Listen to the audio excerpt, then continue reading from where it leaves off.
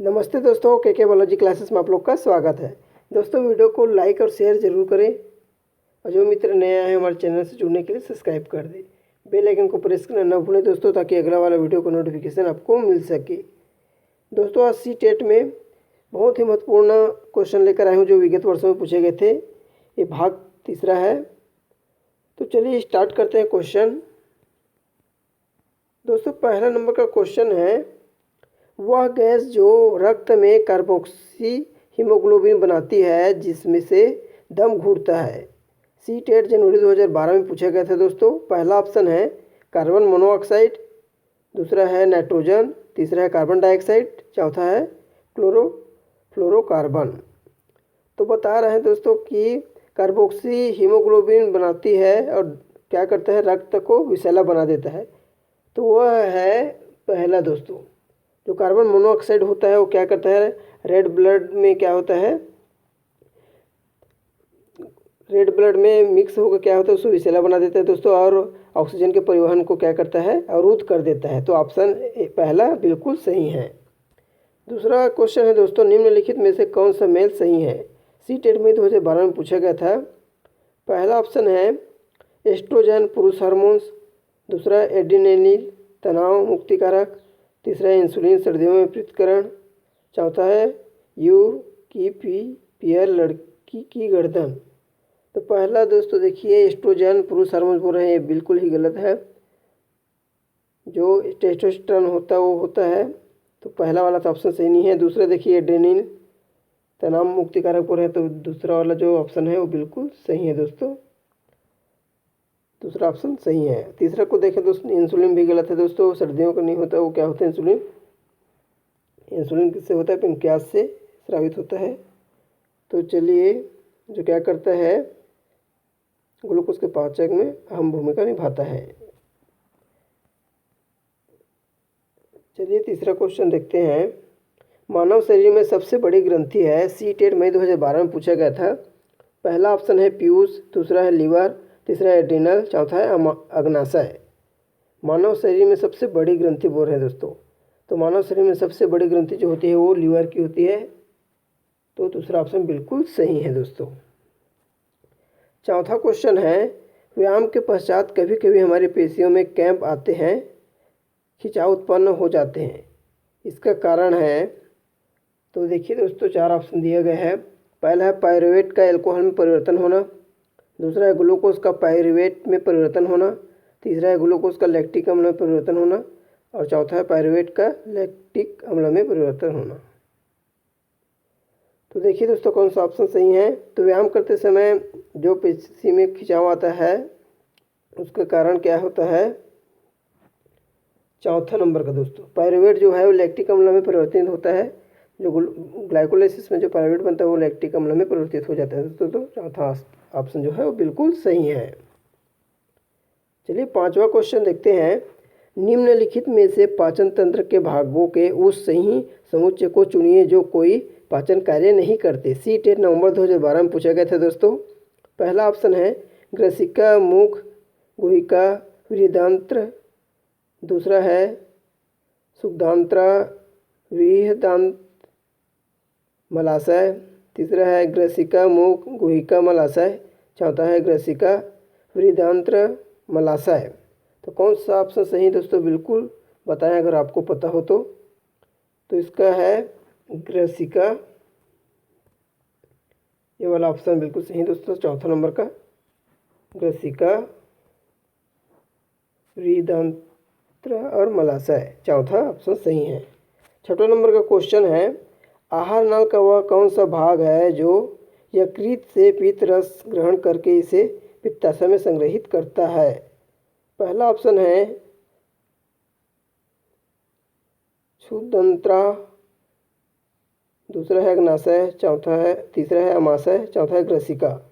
तो आहार नल का वह कौन सा भाग जो यकृत से पित्त रस में ग्रहण करती है बोल रहे हैं दोस्तों, पित्ताशय में संग्रहित करते बोल रहे हैं, तो वो कौन सा है, चौथा नंबर का है दोस्तों। ग्रसिका क्या करता है, संग्रहित करने में मुख्य भूमिका निभाता है। चलिए सातवां नंबर का क्वेश्चन देखते हैं। आहार नाल में निगला गया भोजन नीचे की ओर गति करता है क्योंकि सी-टेट जुलाई 2013 में पूछा गया था। ग्रास नली की भित्ति की पेशियाँ संकुचन करती है। दूसरा है भोजन के साथ लिया गया तरल पदार्थ प्रभावित होता है। तीसरा है गुरुत्वीय बल लगता है। और चौथा है हष्टपुष्ट जीव भोजन को नीचे जाने के लिए बल प्रदान करता है। तो पहला ऑप्शन देखिए दोस्तों, ग्रास नली की भित्ति की पेशियाँ संकुचित करती है। तो जी हाँ, पहला आंसर जो है बिल्कुल सही है, सटीक है। जो ग्रास नली की भित्तियाँ होती है वो संकुचित होती है दोस्तों, तभी क्या होता है, भोजन करने वाला जो होता है वो धीरे धीरे इंटर करता जाता है, नीचे जाता है। और देखिए आप इसमें दिया है गुरुत्वीय बल के कारण बोल रहे, तो कभी देखे होंगे आप लोग दोस्तों तो कि लेटे हुए रहते हैं तो भी भोजन का पाचन होता ही है, तो गुरुत्वीय बल तो लगता ही नहीं है। संकुचन के कारण क्या होता है, भोजन जो है नीचे आमाशय तक जाता है दोस्तों। तो पहला ऑप्शन बिल्कुल सही है।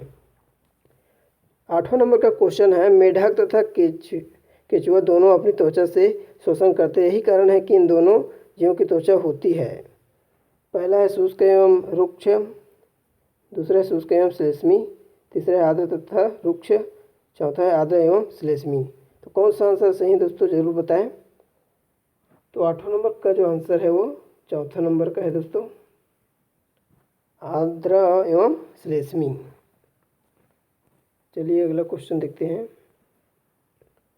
9वां नंबर का क्वेश्चन है, किसी अस्थि को गति प्रदान करने के लिए कितनी पेशियां मिलकर संयुक्त रूप से कार्य करती है। तो अस्थि को गति प्रदान करने के लिए पेशी कितना संयुक्त होता है बोले तो ये दो, पहला ऑप्शन है 2, दूसरा है 4, तीसरा है 6, चौथा संख्या निश्चित नहीं है।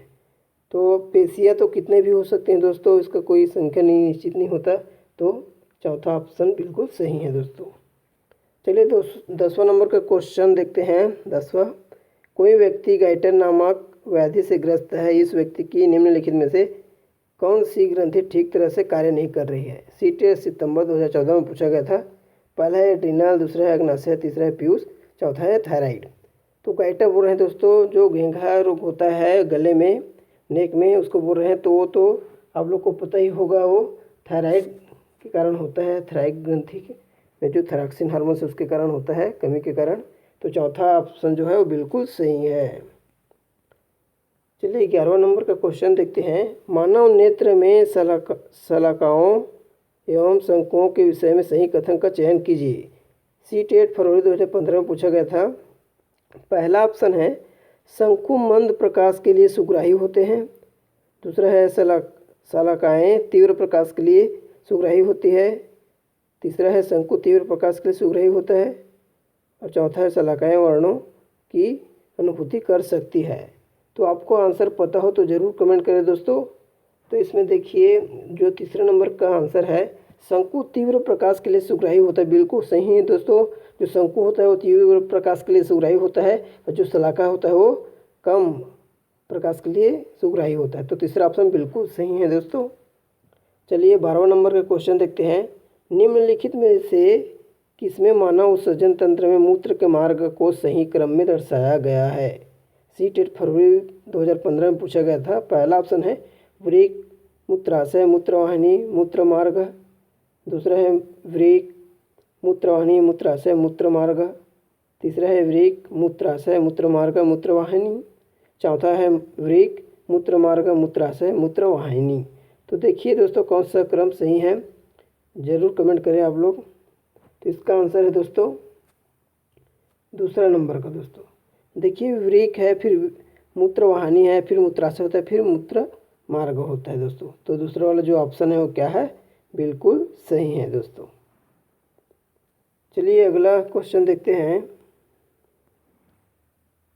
13वां नंबर का क्वेश्चन है, निम्नलिखित में से मानव पाचन तंत्र के भागों के संयोजन का वह कौन सा समुच्चय है जो कोई पाचन कार्य नहीं करता। सी-टेट फरवरी 2015 में पूछा गया था। पहला ऑप्शन है ग्रसिका, वृद्धंत्र, मलाशय। दूसरा है मुख गुहिका, ग्रसिका, वृद्धंत्र। तीसरा है मुख गुहिका, वृद्धंत्र, मलाशय। चौथा है मुख गुहिका, ग्रसिका, मलाशय। तो कौन सा आंसर सही है दोस्तों, ज़रूर कमेंट करें। तो इसका जो आंसर है वो पहला है दोस्तों। जो मानव पाचन तंत्र में भागों का संयोजन हुआ कौन सा समुच्चय बोल रहे हैं, तो पहला ग्रसिका, वृद्धंत्र और मलाशय सही है दोस्तों। चलिए 14 नंबर का क्वेश्चन है, निम्नलिखित जंतुओं में से रोमंथी रूबिनेंट जंतुओं का समुच्चय चुनिए। सीटेट फरवरी 2015 में पूछा गया था। पहला ऑप्शन है भैंस गाय हिरण, दूसरा है बिल्ली भैंस हिरण, तीसरा है भैंस गाय कुत्ता, चौथा है गाय हिरण कुत्ता। तो कौन सा क्रम सही है दोस्तों, ज़रूर बताएं। इसमें रूमिनेंट जंतुओं को पूछ रहे हैं, जो शाकाहारी जंतु होते हैं जो घास खाते हैं दोस्तों, उसमें रूमिनेंट पाया जाता है मांसा में, जो क्या करता है, जो खाना खाते हैं भोजन उसको पचाता है दोस्तों। तो इसमें देखिए पहला ऑप्शन ही दिया गया है, भैंस गाय और हिरण शाकाहारी है दोस्तों। तो जो सेल्यूलोज को पचाता है रूमिनेंट, तो पहला ऑप्शन बिल्कुल सही है दोस्तों। बाकी तो मांसाहारी भी दिया गया है, तो पहला ऑप्शन सही है। चलिए 15 नंबर का क्वेश्चन है, मानव में जनन की अवधि की घटनाओं का सही क्रम। सीटेट फरवरी 2015 में पूछा गया था। पहला है युग्मनज युग्मक बनना निषेचन भ्रूण, दूसरा है युग्मक बनना निषेचन युग्मनज भ्रूण, तीसरा है युग्मक बनना युग्मनज निषेचन भ्रूण, और चौथा है युग्मक बनना निषेचन भ्रूण युग्मनज। तो कौन सा आंसर सही है दोस्तों, ज़रूर देखें। तो 15 नंबर का जो दूसरा वाला क्वेश्चन है दोस्तों, ऑप्शन है दूसरा, तो देखिए युग्मक पहले बनते हैं गैमीट, फिर क्या होता है उसका निषेचन होता है दोस्तों, फिर उसका जाइगोट बनता है युग्मनज, फिर क्या बनता है इम्ब्रो भ्रूण बनता है दोस्तों। तो दूसरा ऑप्शन बिल्कुल सही है दोस्तों। आप लोग दूसरे ऑप्शन को देखें, जैसे पहला है युग्मनज पहले दे दिए है, वो ऑप्शन तो सही नहीं हो सकता। तीसरा देखिए युग्मक बनना, फिर युग्मनज बन गया, निषेचन से पहले तो युग्मनज जाइगोट नहीं बनता दोस्तों, तो ये भी गलत है। चौथा देखिए युग्मक बनना, फिर निषेचन करना, फिर भ्रूण बन जा रहा है, जो जाइगोट हो लास्ट में बना है, तो ये भी ऑप्शन सही नहीं है। तो दूसरा ऑप्शन बिल्कुल सही है, सटीक है। तो चलिए 16वां नंबर का देखते हैं क्वेश्चन, जब हम क्रोध में, शर्मिंदगी या चिंता में होते हैं, तब हमारे शरीर का कौन सा हार्मोन तनाव संयोजन में हमारी मदद करता है। सीटेट सितंबर 2015 में पूछा गया था। पहला ऑप्शन है इंसुलिन, दूसरा है एस्ट्रोजन, तीसरा है थायरॉक्सिन, चौथा है एड्रेनलिन। तो देखिए दोस्तों कौन सा सही हो सकता है आपके अनुसार, ऑप्शन ज़रूर बताएं। तो पहला इंसुलिन नहीं है दोस्तों, इंसुलिन जो होता है अग्नाशय में, अग्नाशय से स्रावित होता है, जो क्या किससे संबंधित होता है, ग्लूकोज से संबंधित होता है। और दूसरा एस्ट्रोजन है, जो ओवरी से ओवरी में रहता है, जो क्या करता है ओवरी से सिक्रेशन होता है, इसका ये भी सही नहीं है। तीसरा ऑप्शन देखिए थायरॉक्सिन है, तो थायराइड से सिक्रेशन होता है दोस्तों, ये भी नहीं है। चौथा देखिए दोस्तों एड्रेनलिन, जो क्या होता है किडनी के अपर पोर्शन में पाया जाता है दोस्तों, ये क्या करता है शर्मिंदा चिंता के लिए उत्तरदायी होता है। तो चौथा वाला जो आंसर है ऑप्शन है वो बिल्कुल सही है दोस्तों। तो चलिए अगला क्वेश्चन देखते हैं।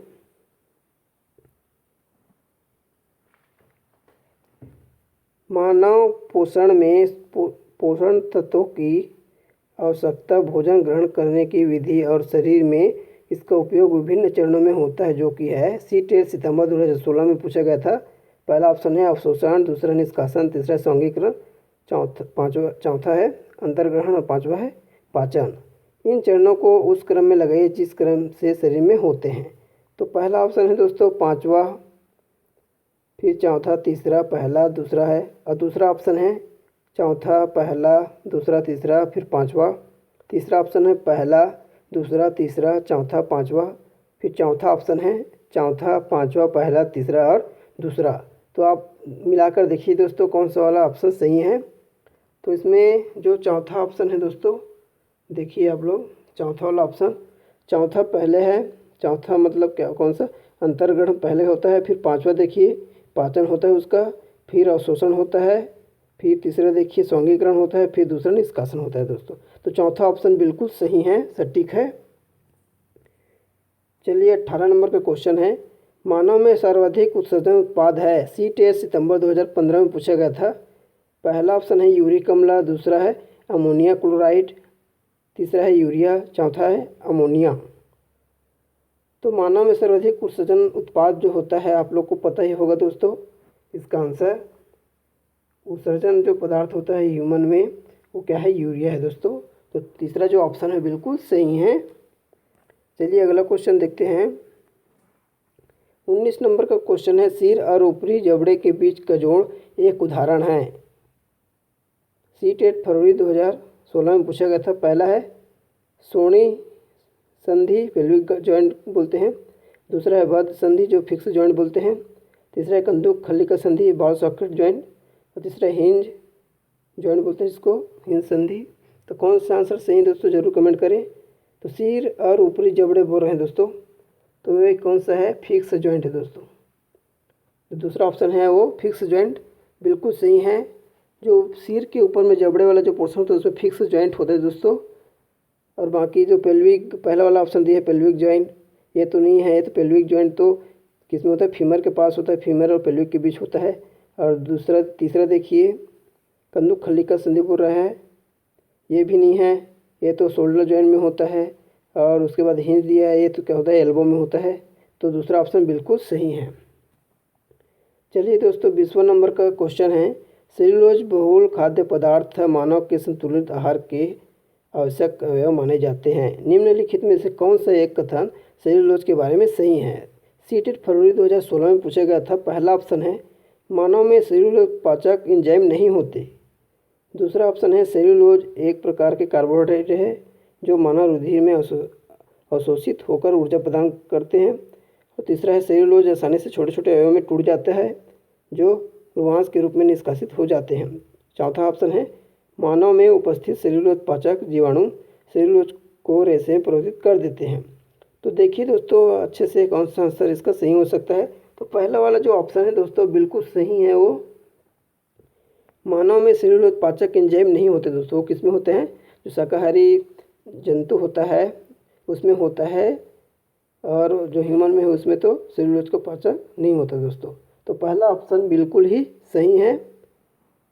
तो वीडियो कैसा लगा दोस्तों ज़रूर कमेंट करें, लाइक करें, अपने दोस्तों में शेयर कर दें। थैंक यू दोस्तों।